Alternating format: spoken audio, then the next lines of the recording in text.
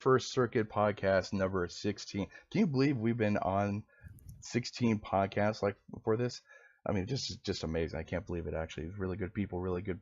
You the viewers as well. Very nice. Thank you for watching. I do appreciate it as well, guys. And for tonight's podcast, we have Ian. Go say hi. Hi. And we have Byter as well. Barg. Barg.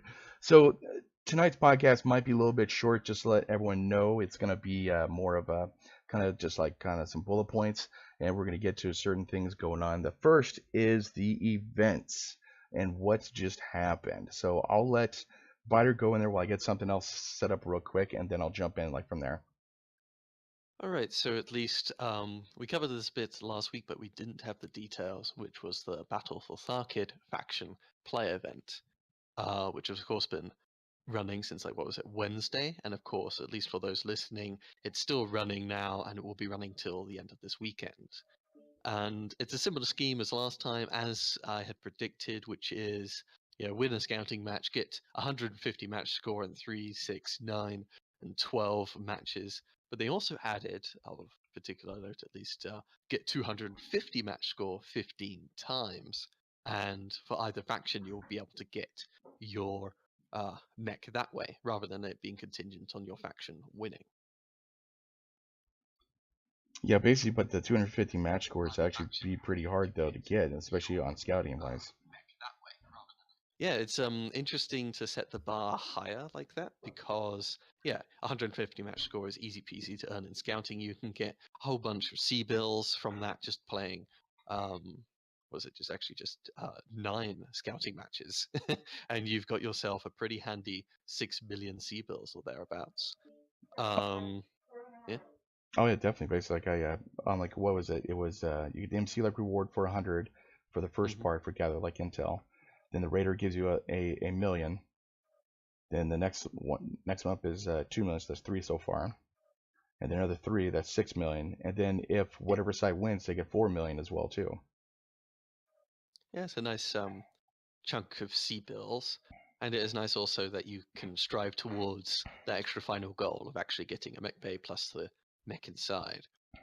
Well, that So, I guess it's debatable as far as the DDC and the night gear, basically, if it's good or not. To tell you the truth, it's interesting at least for a lot of Innisphere pilots, a lot of people pick up the atlases, and a lot of people pick up, of course, the ECM atlas. Because it's like, oh well, it's the poster boy of the game. At least, it's very visually distinctive, and iconic ECM, mech, everyone yeah. sort of likes ECM. So I think a lot of people already own the DDC, and I wonder if that's part of the mindset behind it. Because I own a DDC, and I'm not necessarily that too keen on getting another one, particularly since I'm not even keen on the first one. Like, I'm not sure what I'm going to do with this one, though. I, just for the lulz, might want to make it a stealth 2-gore snark mech. It should be interesting to go check out. Actually, That it'd be a sounds different hardly build. fascinating. Yeah, So, I guess one of the difference between the mechs is for how much you can sell them. Given that most people who play the game regularly probably have those 2 mechs, the Atlas goes for 3 million exactly, and the Night Gear you can sell for, I believe, 4.5 million. Well, that's not fair. Now, the Atlas, is that just the chassis? Just the chassis, because I'm gonna assume that everyone keeps components like me. Oh yeah, definitely. I don't know. A lot of people sell engines, at least if you're not always using those 350 engines, particularly now there's light engines around. It's it's an extra little bit, but still. How much does a 350 sell? Is it 350? I think it's a 350 that comes with it, yeah. But I'm not sure like what it costs though, as far as selling wise. Yeah, I mean, I have 350s in the bank, so I could just. It comes with a standard 300. Interesting. That's 920,000 C-bills. So in essence, like about 4 million for the So you're gonna Atlas. get about 4 million C-bills from selling the Atlas. I mean, all in all, it's not bad if you just want to go sell it. I guess you can extra 4 million, but basically the thing that everyone wants is just the mech bays themselves. I know I would want those mech bays. I only got 9 left. Well, actually, just bought onions, so I got 8 left now. But the whole thing is, I want that mech bay, type thing. But I think the DDC though, like it was good back in the day, just like you were saying. But I haven't seen many DDCs lately though, especially in faction play and normal play, like in itself. Well, yeah, that's what because me, Old Bob, Lash, and Aethermech, we all did scouting together for Inner Sphere, and whilst we were talking about this reward, I was saying, the Atlases back in the day were sort of the big, tanky, brawling mechs, the pushing mechs, but the DDC and the S were just structure, and for the S in particular, half structure, and none of that crit reduction quirks. They aren't really, at least compared to all the other mechs in the game right now, they aren't the brawlers they used to be. Like, I played against someone who had just the Orion VA. I was in the DGC, he's in the Orion VA. I'm generally quite a bit better pilot than him, but I felt like I had absolutely no chance against a 75 tonner in my 100-ton brawling mech. Yeah. Way before PGI even did all of the quirks, the DDC was a super scary mech. It could go reasonably fast for an assault mech. It had ECM, which means it was kind of invisible back in the day. But nowadays it's just And there are nowadays so it's many just better fodder, options right basically. now. Well, yeah, power creep actually went into effect, I think, a couple years ago, like when the game was about halfway done. And so power creep, I mean, all that other mechs now, you got the, you pretty much you got the bushwhacker. I'd rather take a bushwhacker than an Atlas, to tell you the truth, because I got beat up any type of assault mech with that thing. And it's just the power creep has gotten so high now, it's leaving all these other mechs down in the dust. So that's why they've been tweaking all the different quirks as well too. And the quirk's been adjusting. Sorry, go ahead, man. Yeah, sorry. The lag is a problem. But I was going to say it's interesting. At least they're giving. Okay, so they gave away the Hunchback 4P, the Stormcrow, the Atlas DDC, and the Nightgear. At least they've given the options for you to get half of them if you play the game enough. Yeah. And the funny thing is, with all of those, I don't see them on the field that much anymore. Like after the Nightgear mobility nerfs and the nerf to Gorse PPC, They're gone.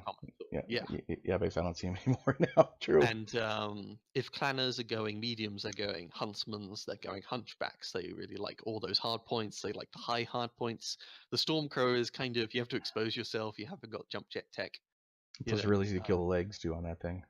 Yeah, so I haven't actually seen that many Stormcrows, and the Hunchback 4P has always just sort of been there. So it's interesting, at least I think they're trying to, giving away these mechs, they're trying to get people to play the less popular ones. And, in the case of the 4P, for some crazy reason, people just adopted that en masse. Well, yeah. When it was given away. Oh, God. There was a lot of, large lunch boxes to be stolen from those mechs. So let's actually go to the event then, Bex. As far as what we observed, like I know, like me and Byter and I, we actually were playing the Intersphere part, and the Ian was playing the clan part, and so we could give two different perspectives on how the event went and what we saw. So let's go with the clans first. Let's go with Ian first and see, what you saw, what you observed as far as different types of tactics and everything else. So this might help new players when they go play the game, not just come in with 4Ps, but to come in with, like actual mechs that will work. So do you want me to speak about new players playing clan or new players going in this year? Clan. Okay. So if you go ahead and play clan scouting, I recommend choosing the heaviest mech you can get, which would be 50 tons. The Hunchback 2C is a really solid choice. I've seen a whole lot of Huntsman, and obviously my good old Nova did really well. No problem, Reality. It's all good, man. The big thing I noticed in clan scouting, though, is Inner Sphere pilots are a lot better than clan pilots in general, and they have a lot better mechs in general. Because I've seen Mass Bushwhacker, Mass Kentaro, Mass Griffins, the usual stuff. And we in our Hunchbacks and Huntsmen and Novas usually got beaten up really well. So it was a huge pain to even get the 150 match score, let alone the 250. It's funny, actually. I haven't actually seen much of the Mass Kentaro, but I've been trying to popularize that. It worked, man. Like with my video, just editing that thing was so much fun. Just watching the video, what we did. But Ian, yeah, because for us at least, we had a 4-man group or a large group, all coordinating our picks and choices, and just running roughshod across all the clan mechs, because Inner Sphere are much more brawly and, as always, scouting. Oh yeah. As we said, Inner Sphere just has a huge leg up on the clans, particularly since they also have 5 tons up and so many 55 tonners to pick from. So, Ian, do you think that basically, what were some of the clan tactics that you observed and the inner sphere tactics that you observed? So in a sphere was all I observed honestly was going straight into brawling, which is obviously best choice for in a sphere with the SRM bushwhackers and so on. Clan tactics, I've observed a couple which mostly didn't work. So there's the good old brawling thing, which can be done with SRMs, which can be done with streaks, which can be done with lasers if you really want to. That sometimes worked. What did not work at all were people trying to stay back and snipe with large lasers. People trying to simply outrun the enemy mechs, keep them at distance, use the superior range clans usually have. Mhm. That also always failed. LMs, ATMs also failed. Like I've experienced a lot, but anything besides brawling did not work at all. Yeah, Well, yeah. from our experience, interestingly at least, obviously with 4 random clan pugs, they usually just throw together whatever, and they usually don't necessarily stay that long. So yeah, there's a lot of mediocre out there. But I will say there is some interesting strats for the large clan groups. Yeah. The whole large laser stay at a distance thing. We've seen that with ice ferrets, and the majority of mechs being taken into scouting cannot keep up with them, and because they've got SRMs, obviously, they can't even shoot them. So you just keep your distance. All 4 of you focus legs, and the inner spheres basically have no recourse whatsoever. All they can do is hunker down, hide, try and get points, and escape into the dropship, or wait to force the dropship fight. That's exactly what I saw too, man. They were always like running it like getting like Christmas straight, running to the ocean, and then targeting like our legs. Well, like we won 12 out of the 14 games, and the only ones we lost to were the guys that did that same tactic. Was they have the ice fridges running out in the middle of nowhere, shooting long range and only targeting legs, and that's what really killed us. We couldn't do much, and so we had to like I think actually we lost our legs like during the one game. And the other game they did, I forgot what they did. I think they did the same type of tactic we lost as well. But the I rest of remember, the, I sorry, played go in ahead. one. Yeah, the first match. Yeah, we actually lost. That was one of the few times we actually lost against the clans. Yeah. Was when they did that tactic. That we did hear. I think somebody else who was playing the game said, "Oh, we fought against that tactic in Crimson Strait as well." And they all ran to the island and used the huge ocean to try and take advantage. But they just said, "We'll just get the cap to go to the Yeah, dropship." that's what I did Bye with the bye. pug group actually. Like we were sitting there, we're like, Yeah, okay, that's it. fine, you just keep on getting to the, you just hang out on the island. We'll get the points and leave. That's exactly what happened. We got the points, just took off. We're like, okay, whatever. It's okay, but Yeah. but generally like a 4-man really good clan group using ice ridges with large lasers to know what they're doing, only targeting legs actually worked. And the one other time that I was kind of scared was we were on the forest colony, and I got overheated, and the guy was using a beef Nova build, and he targeted my head. I'm like, great, my head's gonna explode. This sucks while I'm overheated, and that's Yeah. only the time that I was kind of afraid. We saw a lot of clan experimentation with flamers. However, you sort of need the whole group to do it, because then each one of you flamers one guy down, or you all focus the one guy. Like Yeah. instead, we just sort of saw one-off flamer builds, and they actually had quite some success against the Innisphere pilots. A lot of them aren't used to not holding down the triggers. Exactly. Or know I what was chain telling that fire at is. Bush. Yeah, I was telling that to one of our pugs, like, just don't shoot, please, no, don't. He shot. I know. Very true, man. I noticed a lot of huntsmen with either streaks or SRMs and with flamers. I've been noticing that a lot too, like during the event, and it worked out pretty well because it tore up the pub groups I was with. Also, at least for coordinated groups, like Ian spoke a bit about people using laser bomb. I have seen effective, like if 4 of you drop with laser hunchbacks on a cold map with medium pulse lasers, and you all focus legs, and you all focus the same leg, you're gonna pop a mech real quickly. Yeah. And it doesn't matter that your heat bar goes super up super quickly. The fact is you can knock out 1, 2, maybe even 3, and eventually 4 mechs in a very quick succession. That's all you need to do. Well, One thing we might want to talk about in that respect is, though, those guys were trying to win. They were not necessarily trying to do the event.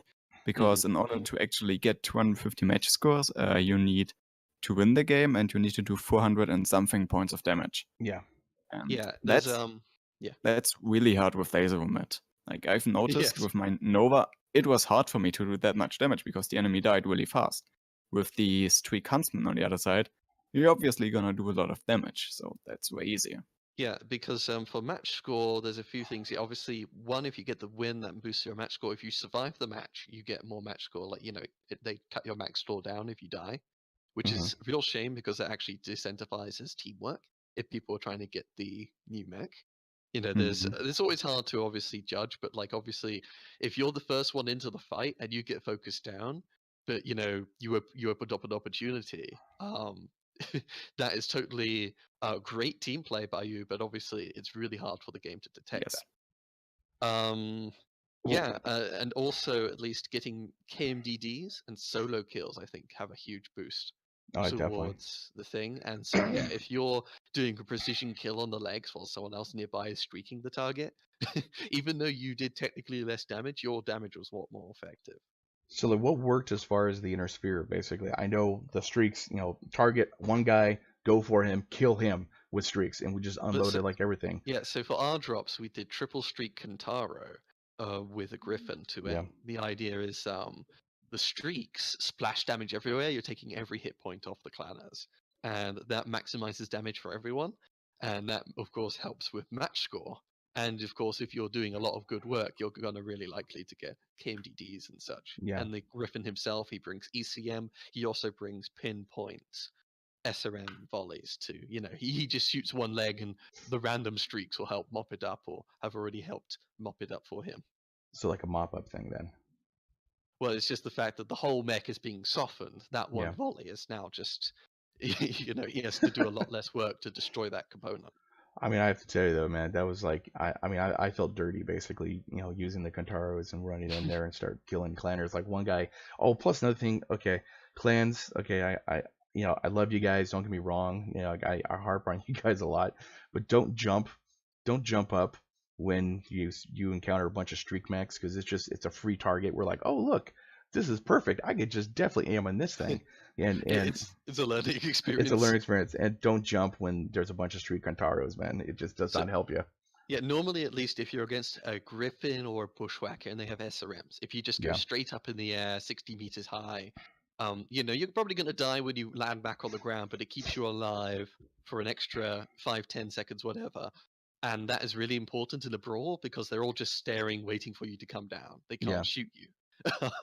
But yeah, when you've got streaks, you can just aim the arms up and keep the target lock. And in fact, a lot of times, you're a lot easier to shoot for everyone with streaks. So there were times like we would have on like Terra Therma or whatever, they're trying to walk down to the low cover to try and escape all the missiles. And at the last bit, they jump up really high because against SRMs, what you're doing is you're making so you can't shoot you before you've got into cover. That was a Instead, huntsman, all huh? they did was made it so we could easily shoot them for a lot longer than they otherwise would have been before getting into cover. Exactly. That I like every time I saw it, I go, no, don't do that. I was like, please don't. But yeah. also, if you jump up, you're gonna expose your legs to the enemy torso weapons. And I've noticed a lot, especially in uncoordinated troops, people would half focus your legs and the other would shoot your torso. But if you jump up, everyone's gonna shoot your legs, so you're gonna die faster. I mean, quick play, that kind of helps a little bit as far as spreading out your damage if you torso twist as well. But in scouting though, it really probably doesn't help you that much.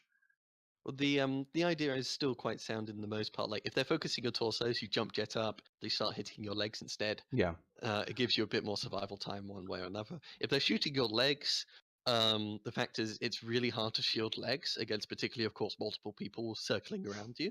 Yeah. So the whole jumping up in the air thing, you do risk them shooting, but the idea is usually they blow off a leg, you go, oh crap, and you jump jet up in the air whilst they're on cooldown. True. Yeah. Oh god. Okay, so we took care of the event. a little bit. That's only about for Tharkad. Do you want to Yeah, get into that we've one? only done scouting, I think, for all of us, right? Yeah, And yeah. Yeah. I at mean, I'll least for rather the chew island, off my arm see, than do the normal faction play. So, it's a lot quicker to do, particularly since with streaks you can get that 250 match score. oh yeah, yeah, Uh, yeah. Scouting is a lot yeah. more quicker than doing a 30-minute match, and then hopefully you win or might get raffle stomped by 12 man, 228 or something like that. Yeah, I would say on clan side, obviously I haven't played it much myself, but at least I have a huge preference for streaks, and that was what I did back in the day when I did clan scouting. And the idea was just simply stay at 360, 400 meters range, depending on quirks. How much skills you put into it, and just slowly splatter them to death. And as they try and approach, just run away. Mhm. And that way you just wear the inner sphere mechs down to pieces, and their SRMs can't reach you. Exactly. Yeah, and the only thing I would say about that is like a lot of mechs do bring those street tech, but with the Huntsman, yes, you can equip what is it like 8 missile hard points or something crazy But you like want that. to do that. You don't want to necessarily equip every single one because it makes it so much easier for us when half the clanners kill themselves. Which has happened a lot basically during Yeah. scouting. But in a sphere also did a lot of suicides in mind games. Oh yeah, definitely. Like Good point, everyone yeah. just killed themselves. Yeah, it's all about pumping out as much damage as quickly as possible. Which And is if you annoying ever, though, because if you kill yourself, no one's gonna get a killing shot on you. So no solo kills, no match score for that. Well, You've no hurt solo. the enemies. Yes. I True. just always laugh when they kill themselves. Though it's just like, oh, he was trying to bust through the Kintaro's armor. I'm the toughest medium mech in the game in terms of just pure numbers. Yeah, yeah. Because they do have that upfront damage with their streak launchers or SRM launchers, but then, well, I just have so much armor. I'm just gonna, DPS you down to death. Did Mhm. anyone do the House Diner Loyalist or the Jade Falcon Loyalist challenges? I'm just I curious if don't anyone think, did those. not in this group right now. Yeah, we've got no one here. I'm know- gonna say the Jade Falcon rewards are really sweet. I got a couple of those through earlier packs. Oh, okay. Okay, the mugs But and the I and the I colors don't and think it's worth swapping to the necessary faction to get those. It's just mostly cosmetic stuffs, bits Yeah, and pieces. it's cosmetic. I find it weird they made it only for only House Diner and only Jade Falcon, but also like they have the standard one like Battle for Tharkad, but they have like loyalist ones. But through the forums, they have been saying that they want to have more quirks for loyalists like units because everyone's turning to merc, type thing, just to jump into whatever they whatever they can instead of being a loyalist. That's just what I've been like noticing basically. But anyways, I'm just not a fan necessarily of all these gated, groups. I just sort of personally wish I could, join my people who want to do clan stuff whenever I want, yeah. or get the extra Steiner stuff whenever I want. But obviously, I'm in a unit, and there's loyalty and merc and all these details. It doesn't really even matter in the end. Well, It's just now it colours on doesn't the matter map. though. Yeah, basically, just like you said, it's colors on the maps. It doesn't really matter because it's only inner sphere versus clan, and that's it. It doesn't matter if you call yourself like Bilbo on planet Zarkad. It doesn't really matter. You're still like inner sphere type thing. But anyways, that's just a harp, I guess. Yeah, one thing Reality Deviant just mentioned in chat, which I completely agree on, is most of the stuff you get from the loyalist challenges, for example, colors and patterns, you may already have unlocked, especially when it comes to colors. For example, I true. got all the faction colors through some kind of packs and pre-orders I did at some point throughout the last years. So all of those would be doubled in, therefore not giving me anything. You don't actually get them.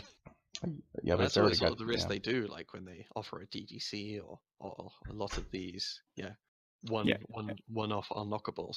Yeah. And speaking of DDC and suggestions, Reality Deviant just mentioned the pick a reward mode. We were talking about that earlier, if you guys wanted to mention it. Say again? Yeah. So, picking a reward instead of being, if you already have a DDC, it doesn't necessarily feel so great getting another one. A lot of clanners, I was going to say also, is a lot of them might have night gears sitting in their libraries. It's not necessarily that they don't, it's that they don't want it. It's they already have one, and they just haven't, a lot of them aren't choosing to pick it. Though I will say, at least personally, I would prefer a night gear over a DDC. There's a lot more fun things you can do with a night cheer right now. Well, it's clan, that's why. But yeah, it's just Max UAC 2 or whatever. True. But yeah, if at least I liked with the Stormcrow or Hunchback 4P, those were 2 or 4 options in the loot bag event. Yeah. And 2 of those were CPIL boosted. They were actually something special and unique, even if it's just a Hunchback 4P.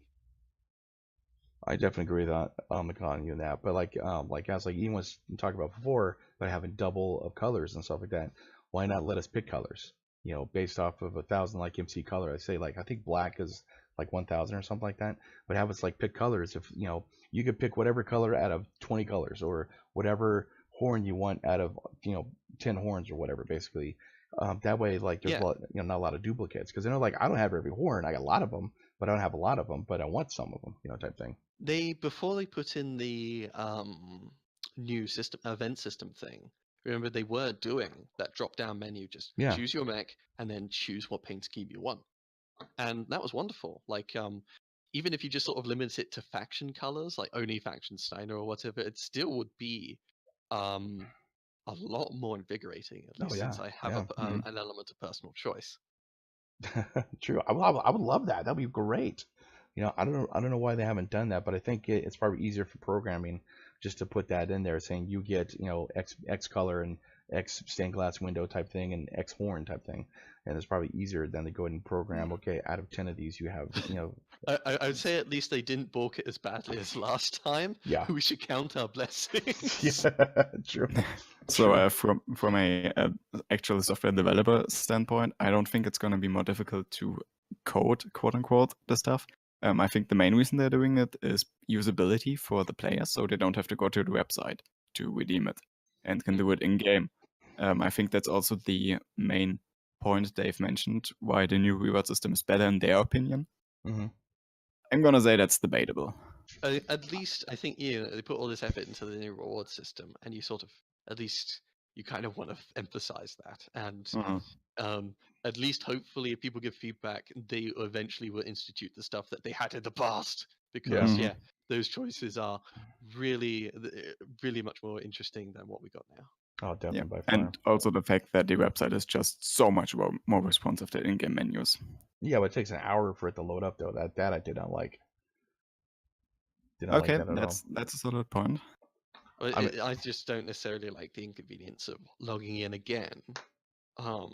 If I did my 15 matches, I can see in game I've done it. I then have to open up the browser, type in my login details again, and get to the right page. It's just rather inconvenient.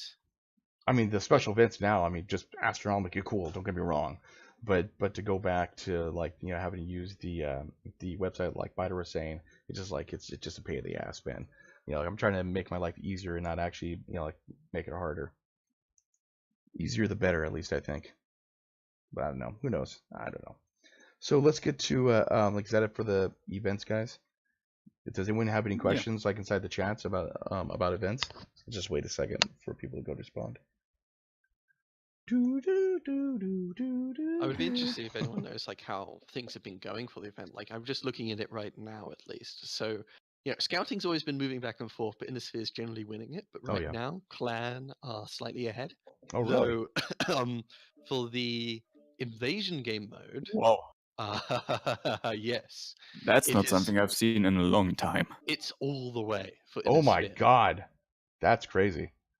What I've been hearing, at least little rumblings, is a lot of Clan pilots just were so put off by the last event, getting a draw. They didn't bother with this one. Now, of course, just like the last event, I think it all matters the final few hours, sadly. Mm. So even though it's running for, half a week or so, it doesn't even matter if the bar's that far along. And just to go on previous podcasts, Tharkad does not have any. Its planetary information is currently unknown as well. Really? Aww.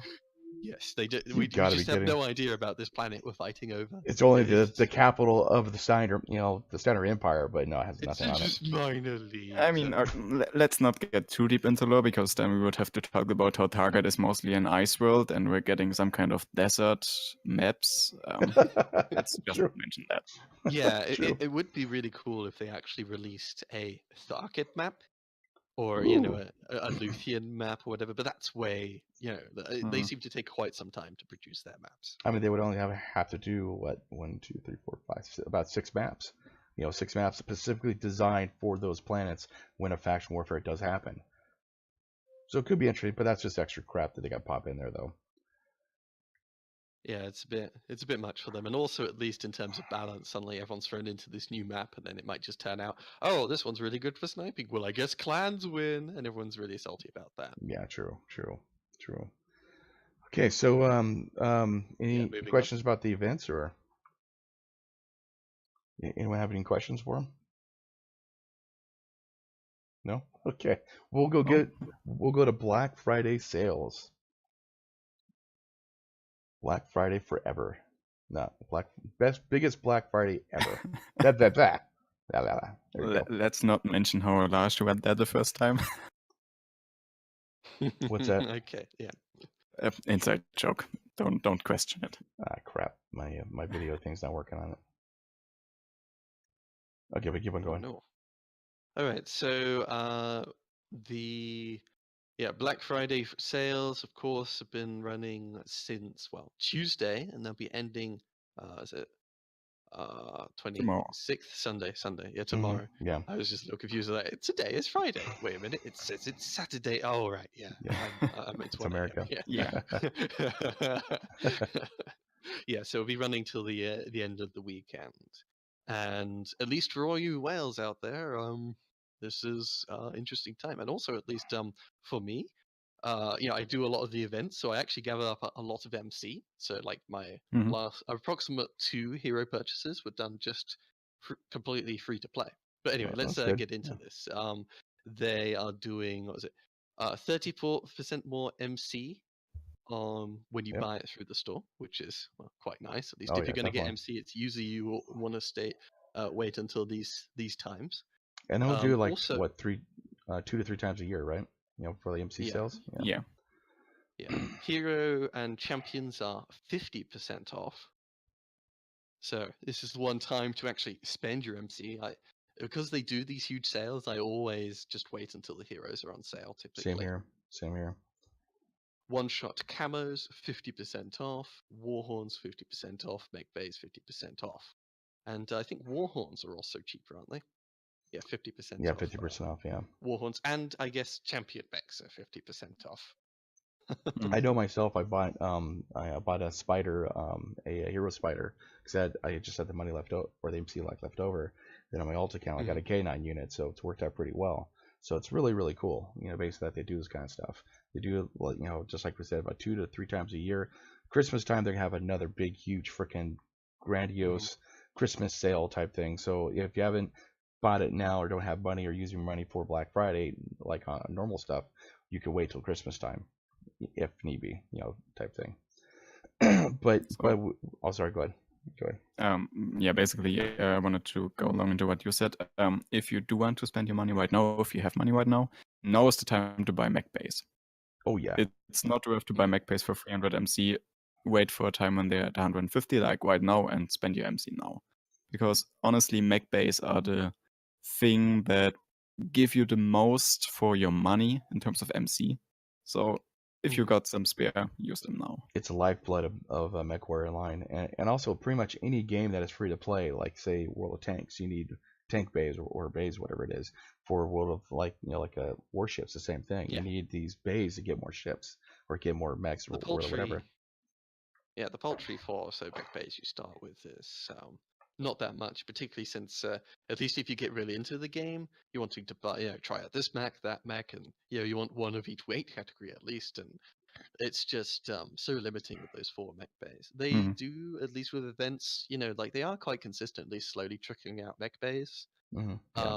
there is that. Like, I think, Bob, your free-to-play account actually has too many free mech bays, I doesn't have it? 30 now, but of course I bought the $14.99 pack and bought a crap load of mech bays like last time that they had a big sale. So yeah, I got too many, but not enough C-bills. Yeah. But I only spent $14.95 on that account, and that's it.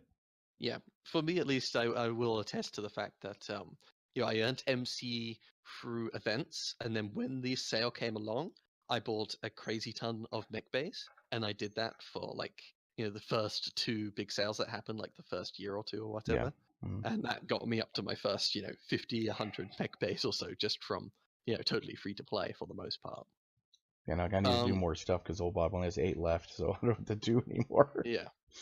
The other things of interest, at least, is what, at least to go through the list, is Warhorns 50% off. Like, if you're a person who like to have Warhorns in every single mech, I think like Larsh likes doing that, so he isn't always switching his mech bays, his Warhorns around.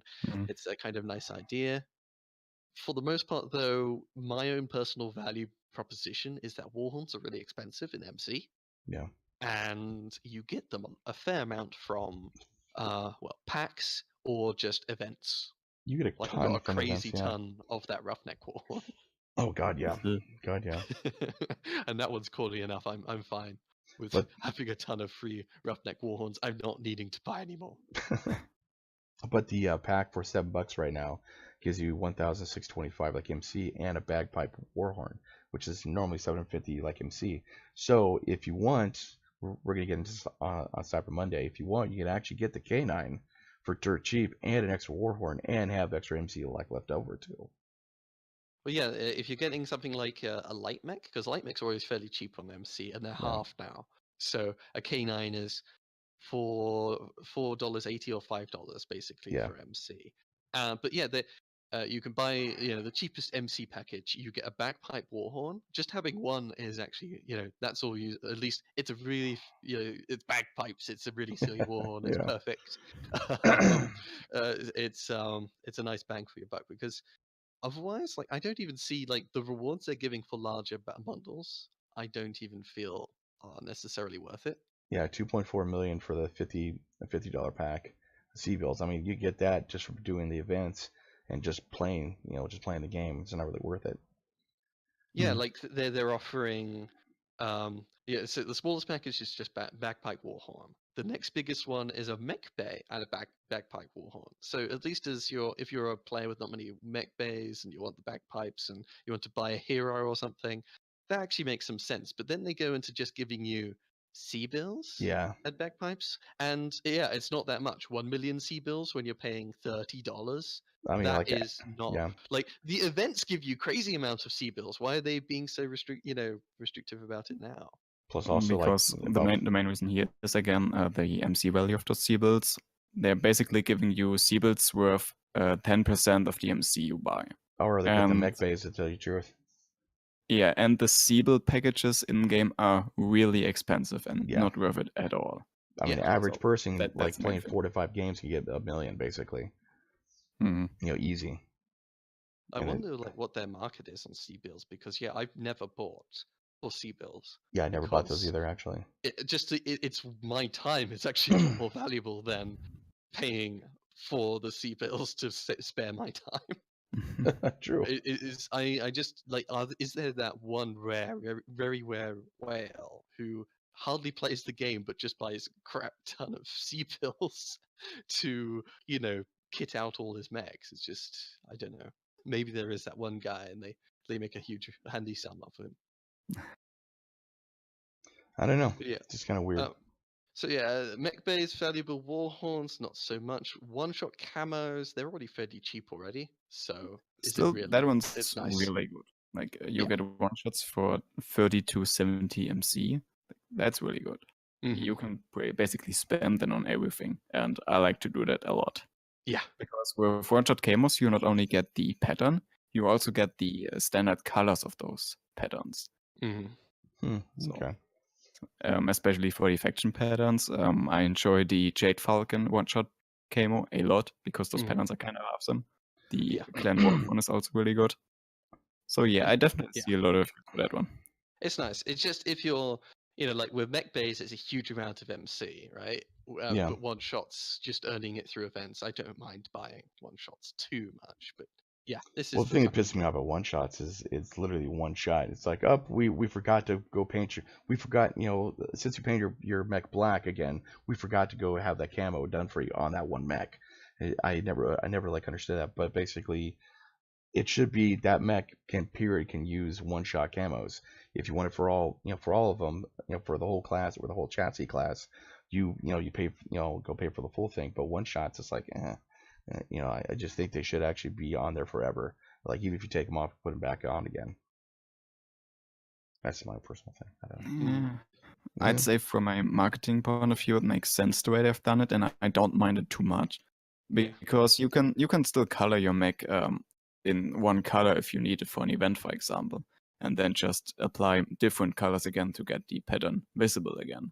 So I think it's okay. Yeah, Yeah. it's okay.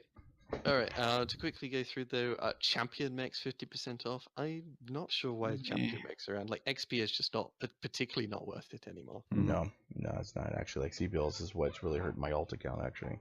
30 Yeah. mech bays, but can't buy anything. Yeah, I would generally say at least the champion mechs are generally a trap if you're a new player and you're buying MC to get mechs. Do not do that. Get mech bays, grind out your C-bills, and buy actual mechs. These champions are just not worth it for the premium currency. True. I guess maybe the champions are interesting because they come with a mostly playable stock loadout. Even then, though, that's the problem with the trial mechs. They're all champion mechs, and a lot of them are really out of date. Yeah, definitely. Yeah, that's true. Oh boy, I could be a Lamb Kintara. I'm looking for. I'm a cicada. I'm a cicada. Okay, we got Cyber Monday sales. Last ones would be just at least that we could discuss was the heroes, because at least those are locked behind a paywall. As a free-to-play player, you're not getting heroes unless you really save a lot of MC and wait until these events happen. This is where I bought like my first Locust and Commando and such with the C-bills. MC I'd saved up from events. Yeah, same thing with my alt account. I got the loyalty Irby mech, and then I bought a K9, and like with the extra MC that I saved. Yeah, and the funny thing, at least with heroes, is typically they either do the same as the other ones or do something special, but they're usually not balanced to be too OP. Typically, unless you're a Death Strike or a Scorch or a Boiler. A lot of the clan hero ones can be a little. One thing regarding the sale on the in-game heroes for MC is usually it's not worth to buy heroes with MC if you can get them through the website store, because per money you get a lot more mechs on the website. With the sale though, we've noticed that some of the mechs are actually cheaper for MC right now. For example, the K9 Urban mech. Yeah. But yeah, they're 50% off in here. So we looked at the K9, but what would happen if you say want to buy, like I would say a kaiju, because you can compare that to resistance heroes that will be soon on sort of sale on the store. And right now, is that on sale right now? Don't think so. The kaiju is on sale. It costs 3,750 MC right now. It's only what, 6,000? Yeah, the assaults are crazy. Oh my God. So you can actually get it for the $15 pack, which is 3,900 MC right now. I think that's cheaper than through the store. Let's see though. Yeah, 3,750. Kaiju is Kaiju is $25. So right now you would actually get the Kaiju for 15 instead of 25. Yeah. Which means that this sale is actually the first time it's more worth to buy MC. Yeah, and that was the extremes, because we looked at the Irby and now we've looked at 100-tonner. And yeah, the MC is better right now. If you're looking to get any hero mechs, the MC is the cheaper way to go. Exactly. But just for those couple days. Yeah. Just for this weekend now. Well, plus you get a mech bay and a bagpipe Warhorn. So that's Yeah, pretty good. that's Yeah. the extra thing for the thing. But just for those, I mean, at least for a lot of the veterans out there, they're already pretty familiar with the hero mechs. But what would you guys say? Would there be any hero mechs you would suggest to a new player who is, not so accustomed to the game or just thinking about their first or second or Arrow, whatever purchase? Blackjack Arrow. So Byter said for new players. So I'm I know. actually thinking about which mechs might be new player friendly, and the first that always comes to mind for me is the Timberwolf, because that one is reasonably fast, reasonably tanky, and allows you to experiment with a lot of different weapon groups. True. The Uh, Marauder. I generally, personally at least, I like suggesting like battle mechs because, or at least particularly special battle mechs. So something like the Pirate's Bane would be the first thing I would suggest people because it's That's hard for a new person it's to go learn though. yeah. I'm just saying though, at least if it's your first hero mech, it's dirt cheap. It's really it's a unique locust with ECM. You can be sneaky and such, and at least for a lot of newcomers, they do like to. At least a fair number like to pilot the light mechs just to go around and harass and scurry about. And the Pirate's Bane is always quite a fun little mech to bring in group drops. People always need 20 tonners. They always need ECM. The Pirate's Bane fills that niche wonderfully. And it's also fun in scouting, just going full stealth, running around, gathering notes. Oh, don't get me wrong. This thing is freaking a blast to play, but we all know how to play it though. But a new player though, I highly recommend not getting this thing. But it's just like we know what to do with it, but new players run run straight lines. They run towards the enemy. It's like, oh no, don't do that. You gotta go flank, type thing. Yeah. I'm just saying at least that if you're a new player, even though you Yeah. need to learn how to do light mechs, and this one is a much more forgiving locust than the others, because I see a lot of new players pick up locusts and Oh, they yeah. don't have the ECM. They don't. It's just the Pirate's Bane is such a wonderful hero mech in my Oh yeah. opinion. Oh yeah. It's an amazing mech. Yeah, it's a lot of fun. Yeah. I love playing that thing.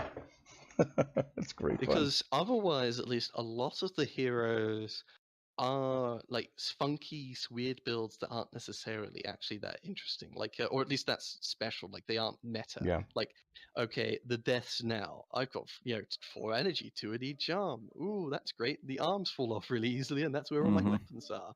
So yeah, it's kind of funny to have. It's nice and cheap, but there's the Ember. Oh, I got machine guns, and it's kind of interesting still. But Yeah, I'm still waiting to get that thing.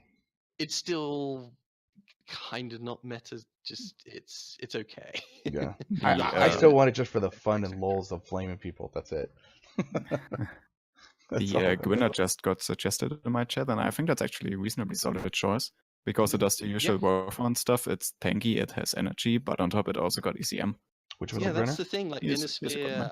I would say Pirate's Bane, Grinner, Gilly. All of those Yeah, are locked Gilly. behind a paywall ECM variants that basically sort of can do what the rest of them can do. Yeah. So yeah, I'd say they're definitely good ones to pick up. But for new players in general, I would personally suggest Omnimax most of the time because you can just experiment more with them. Yeah. Yeah, I mean, it depends, obviously, your own priorities if you're ever looking to get hero mechs. Like, for me, I like the Innisphere ones because it's unique and quirky mechs that you can't otherwise get. With the Omni mechs, I can just get them for seed bills. I don't feel so great about paying the premium currency personally to get something that I would probably actually already build on my mech I already own or I could get. Yeah. True. Yeah, it's always to each their own. A special mention, I guess, for Omnimex would be the hero Hitfox with those high energy mounts. That totally changes how the mech plays, and it's still silly that is locked behind a paywall. In fact, the Omnipod's still locked behind something? Well, Yeah. you can't get high energy mounts. The hero omnipods you can only get from that one hero. Meaning, if you want that same omnipod twice, you need to buy the hero twice. Well, they want to basically make sure you're gonna go pay money for the mech, like instead of actually going, I'll just wait, and then basically and just get the omnipods. That's probably what it is. Marketing standpoint, that's actually that's how it is, which makes kind of sense though. Like anyways. Otherwise, for those who have, a fairly large stable out there, is there any particularly notable mechs out there that we should mention that are on sale? I'm thinking, like, obviously, like I mentioned, the Skokomish is kind of funny, but a bit expensive for what it does. But it's Yeah. 80 tonner with a max 400 engine with mask. That thing just for the meme itself is worth it. Yeah. Obviously, we need to mention the Urban Mech again, the K9. Yeah, Mm. K9. In my definitely. opinion, the best tour mech in the game. The Siren is amazing. It's super fun to play. It's super cheap as well. Yeah. You all need to get one Urban Mech at least. Yeah, definitely. Urban Mech and somewhat Sentai's Blues are both big recommendations from our group because we love going around in the silly police mechs. And yeah, again with Bob, the Arrow is a solid, nice, fun choice. But it's hard to picking play, off though. Opponents with those. Oh yeah, it is quite hard to play. I mean, a hard one to play for my own personal preference would be the Dark Death. You throw an AC2, medium lasers, and MRMs, and just harass people to death. Oh underneath my God. that one's hard to play, but I've had great fun with that. If you want hard to play, you may as well take the Death Wish, because everyone who pilots that one definitely has a Death Wish. Yeah. True. Is the what's it, the Orion 2C hero available yet? I just need to check. Not sure, because actually. that one has mask. No, it's not. And one thing also, just to be to let people know, because we have to be careful about this sale, a lot of the recent mechs aren't on sale. So if you're wanting to pick up an Annihilator, a Uzeal, You can't. is it Cougar? Those on Cougar's not on sale, and Mad Cat's not even available in store. So at least those three I've seen aren't on sale at all. You're paying full price, full 7,500 MC for the Mean Baby, for example. Or the Cougar for 3,285. Yeah. So not all of them are taking part in the sale, and that's a little. At least you can always see the sale thing, but I'm sure there's going to be someone out there who's going to be caught out. But on Cyber Monday, though, the packs are going to be 30% off, though. So the packs will be 30% off. I think we shall. Yeah, let's move on to the packs, since we've gone for a nice 51 minutes. Yep. So I think it's after the weekend, Monday, Tuesday, they're doing a new sale. Give me a second, everybody. It's been recently announced on the site. Epic Cyber Monday deals, where they've on the site, the store there, they're taking off 30% the packs there. Now, as far as I'm aware, though, it's like all the packs since the beginning up to the Resistance hero. So no Civil War and beyond. Yeah. Yeah. So basically, the most interesting out of those lists, for me at least, are the old packs. The clan packs are stupid expensive, but who knows, maybe you like them. And the hero packs, because they are kind of a la carte and not too expensive. Yeah, so the clan heroes and resistance heroes are perhaps the ones to look out for, because otherwise all the other mechs are available for C-bills. And to buy something like a Phoenix Hawk hero requires you to buy the standard pack first, then the hero. Which, I haven't done the numbers, but at least right now it's probably not as good as the Black Friday sale. Yeah, true. And as we compared with the Urban Mech and with the Kaiju, they're actually cheaper for MC, or at least we think they're roughly they're going to be cheaper for MC than they are for this sale. and 30% off, right? Yeah, it's only 30% off. But if you get it right now, they'll be cheaper. That is unique about this sale, I guess, would be if you buy gifts for others. Yeah. Send gifts to everybody. Send gifts to your friends. It's a good thing. Yeah, I think that is at least what it's sort of for. You can get a purchase a code and give your hubby a mech for Christmas. Thanks, honey. Thank you for the Viper package. I always wanted one. Yeah, I know. It's a real shame though that they aren't offering the newer packs. Like, yeah, I don't know why they're not doing that though.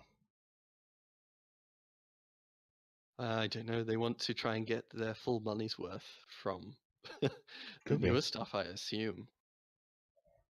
But it depends also when these mechs come out, right? Like when is like a Black Lana coming out, for example? Oh, that comes out like next year. Next year, yeah. March. Yeah, it's a while. Yeah. Yeah, it's just the packs that aren't going to be on sale. I assume they're actually Or the ones Like, that are are we? still inside the MechWarrior website right now. Cycling through the scroll thing. Yeah, it's funny though. Like, what was it? Oh, Hellspawn. That's like an interesting one. I would actually think is an interesting edge case because that releases December 12th. Now, that's the closest to Christmas. You give somebody that pack, just a bit before The November 12th. Healthspawn isn't on sale though. Yeah. The Resistance Heroes is the newest one they've got. Yeah, exactly. They're not offering it. Oh, So, okay. as a Christmas present, as something that will come out soon. For the. I missed your point. I'm sorry. It's fine. I would say at least that one makes some sense, but yeah, it is what it is. And plus, decals will be on sale too during Cyber Monday for 25% Yeah, off. I guess we could mention that. Ooh. Yeah, decals. I had Limited another time as well. situation. Personally, I bought the word narc to put on all my narc mechs because I have so many now. And when I wanted to buy some hero mechs, a hero mech, I was like 50 MC under after doing the event. So I was really annoyed that buying that decal meant I had to buy. I Oh, was jeez. just under the mark for getting an extra one. So at a Cyber Monday, go on. Yeah, last thing I want to say about Cyber Monday is it might be a decent chance to think ahead toward the next year's loyalty rewards. Because as far as we is aware, and as far as we would expect, these sales count toward next year's loyalty rewards. And in my case, for example, I could spend $20 to top off my Clanwave 3 collections and get top tier clan reward for next year. True, So true. Yeah, that's something because I'm gonna do. yeah, the way they work out the calculate rewards to remind people is at least if you buy MC, which is the time if you want to buy MC is probably pretty good, and to use your MC to buy things. But yeah, that Cyber Monday sale will be the time to do because the majority of the loyalty rewards are for packs, not for MC purchases. And plus, it also ends on November 30th too. No, wait, ends. Yeah, actually November 30th. MC content from November 26th to 27th, so definitely get those guys. But yeah, I think that about covers it for today's topics. Yes, definitely. So, does anyone have any questions inside the chat, by the way? In the meantime, at least for me, picking up the heroes, I finally got the hero Orion and hero Awesome because I need all the most awkward mechs. I was poor, so I got the hero VA.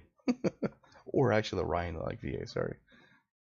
Oh, that's the sea bills you bought for Yeah. sea bills. That. Yeah, for C-Bills just now. I figure why Yeah. not? Everyone else has one, might as well be, keep up with the Joneses, type thing. I would like to try and figure out a good build for the pretty baby. It's weird having an Awesome with max engine cap. I'm tempted to go like XL 400 and then something stupid on top of it. I have seen, like one of the guys I dropped with in my German group has run the Pretty Baby for ages with XL, and he's done really well. Mm-hmm. So I'm kind of tempted to just give it a try. Huh, okay. Yeah, I just need to figure out a build for the thing. Right now, I'm like going PPC MRM40 just to fast moving sudden surprise, giant fridge of doom. Jeez. That just amuses me no end. And the protector, I want to figure out, try and make heavy Gorse work in that thing. Okay, with so the Gorse quirks. So I guess that's the end. That's the end of the 16th version of the podcast. We have Byter. Let's say hi, Byter. Hi, Byter. Hi, Byter. There you go. We have Ian, and I will not even pronounce your last name, by the way. Why not? It's I don't know. It's an American name. Okay. And we have old Bob 10025. So thank you for watching. Like everybody, check out the channels. I'll have this up probably tonight or like tomorrow. And you can check out different people's channels that they have as well. Larch couldn't make it, and a couple of people couldn't make it. But of course, it's Black Friday. Everyone's doing all the Christmas stuff with families, and hopefully you guys will be doing that too. And thank you for watching, everybody. So with that, I will see you guys later. Bye-bye. Bye-bye. Bye.